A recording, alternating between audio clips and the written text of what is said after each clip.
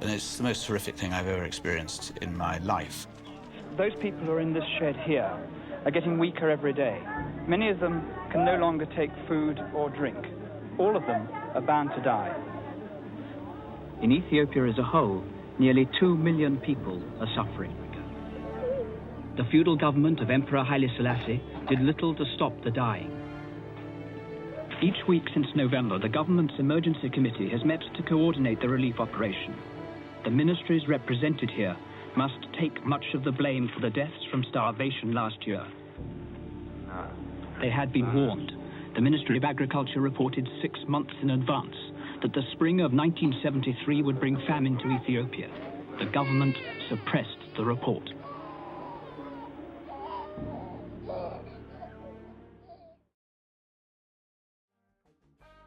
Ethiopia, one of the biggest and most diverse countries in Africa. This country has more than 80 ethnic groups and is known as a symbol of independence and community in Africa, rejecting Western rule. But Ethiopia was tested through trial and fire. It has had a strong monarchy for approximately 3,000 years, which ended with the reign of Emperor Haile Selassie. Leading up to the upheaval of that monarchy, Ethiopia was struggling through famine, drought, and growing discontent among young people. Although different communities were trying to stay strong through this adversity, there was an overall hunger for change. From this need to change, the Dirk Group emerged, which was made up of military officers who wanted to abolish the monarchy and create a socialist society. They started to rise in popularity and led the monarchy to a tragic end. Our interviewee, Lali Casa, has an amazing story, one of close community and bonds. Community brings people close together, bringing comfort and support during difficult situations. This is what Lali had experienced. Though she experienced hardships, comfort and support were brought to her as well. Today, she's married, has 2 children, and lives in Virginia. She is a princess of the former Ethiopian monarchy. She is the daughter of Princess Sebla Desta, the granddaughter of Haile Selassie, making her the great-granddaughter of Haile Selassie. Haile Selassie was revered worldwide. He had ended slavery in Ethiopia, driven out Western powers, and helped to establish the African Union in the capital Addis Ababa. He was respected worldwide by people of all backgrounds. This even gave the perception to some that he was a god. Unfortunately, his image wasn't perceived the same in his own country. So even though I lived with my grandma, my parents were nearby, and they sort of gathered up everybody's kids and took them camping. So they'd have these big tents of all boys, all girls, and then the parents, and get up to all kinds of things. Lali and her family were deprived of a normal childhood.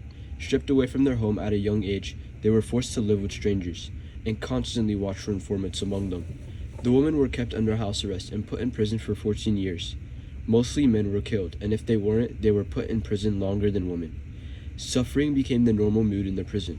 Conditions were horrible: overcrowding, unsanitary living conditions, and allegations of torture towards the Ethiopian royal family. Princess Sebla Desta knew her kids couldn't stay here anymore. All this suffering was caused by one man, Mengistu Haile Mariam. In 1974, the Derg seized power in the Ethiopian Revolution, following the overthrowing of Emperor Haile Selassie. For context, the Derg was a military junta led by Mengistu Haile Mariam. Mengistu was a dictator enforcing totalitarian rule, killing political opponents, and turning college students against each other, which was known as the Red Terror.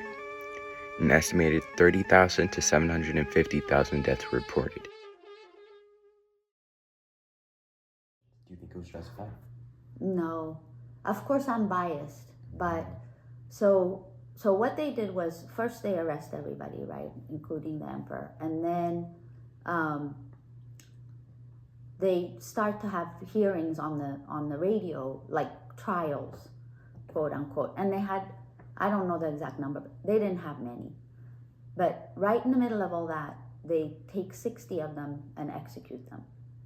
The top 60. No explanation, no nothing. It was like, this is necessary for the revolution. Not only did they do that, mourning is a big part of our culture. Yeah. We wear black, we go to each other's house to remember the person and all of that was banned. So, you know, these families, including mine, couldn't even go to one another to mourn, exactly. They didn't say where they'd done it, nothing. But they said, this was necessary. Now, this didn't include the emperor.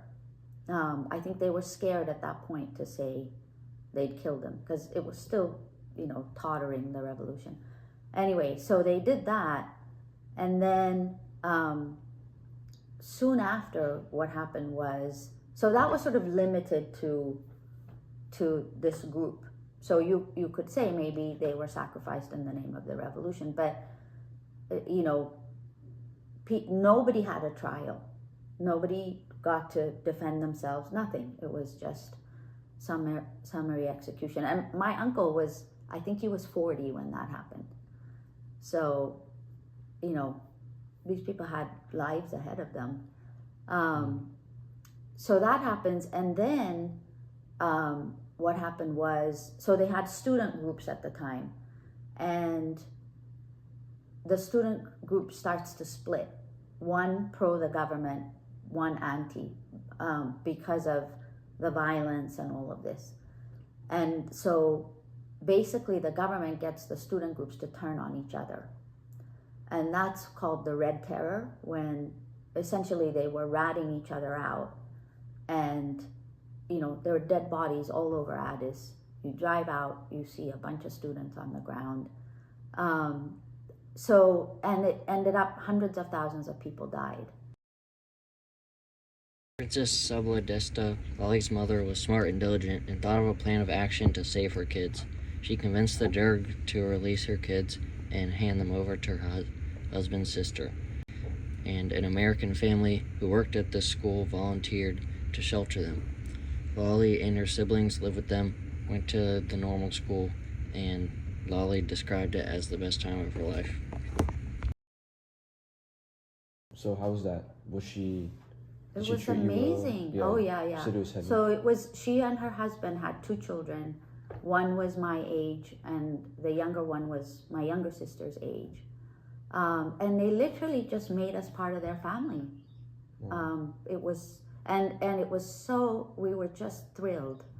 And then soon after that, my brother joined us too. So we were all together. They had, you know, it was a proper family. You could have dinner together. You know, it was back to a family life where there's a mother and a father. And so it was a godsend. The Collins were forced to leave the country, but they didn't want to leave the kids behind. By getting permission from the parents through messages with food, they were able to plan an escape for them all. At the time, Yeshikasa, Lali's sister, was staying in London with Bob Marley, who volunteered to pay for 2 planes to land in Kenya, waiting to fly them to California. Despite their showy vehicle, they escaped Ethiopia and drove to the field they were supposed to wait at. They finally escaped the country and flew to Los Angeles, where she began her new life in America. Well, at what point did you leave Ethiopia to go to California? Was that your first stop? Mm-hmm.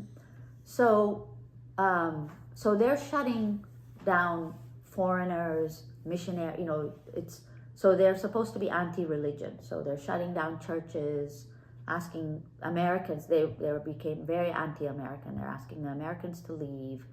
And so the Collins are told that their mission is going to be shut down and they're going to have to leave. So she says, I can't leave these kids.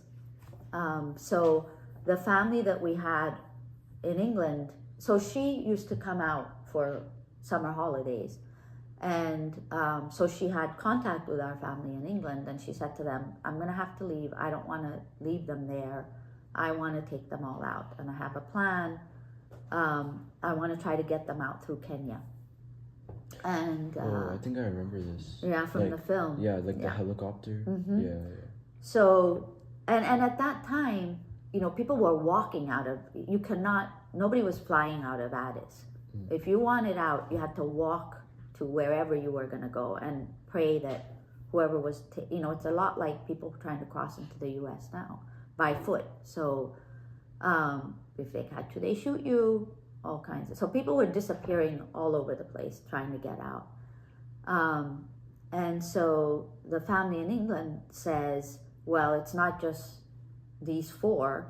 There are another 6 kids that were my mother's cousin's children, the same generation as us, that need the same rescue. So you can't, it's probably likely if something happens to us, if we leave, they'll put them under arrest, or there'll be some repercussion for them. So you have to do it all or none. And no one really knew, like they could take my mom and their mom out and shoot them because they allowed us to leave. Nobody knew what the consequences were going to be, but we were young and she was leaving, and the Red Terror is marching on. It's just getting worse and worse every month for everybody there. Community was an extremely important part of Lali's story. It was needed to free Lali's family from prison. It was needed to find a place for Lali to live. And it was needed for Lali to escape Ethiopia. Community dissolves itself in this story, sinking into all aspects of Lali's life. It is a key aspect that goes beyond just Lali's life and into the Ethiopian community itself. Statistics actually show that Ethiopians have one of the tightest knitted communities in the world. Even when they move to other places with no Ethiopians, they rely and seek guidance and acceptance from their communities. Lali's life really shows the importance of being connected with a strong community to get through tough times.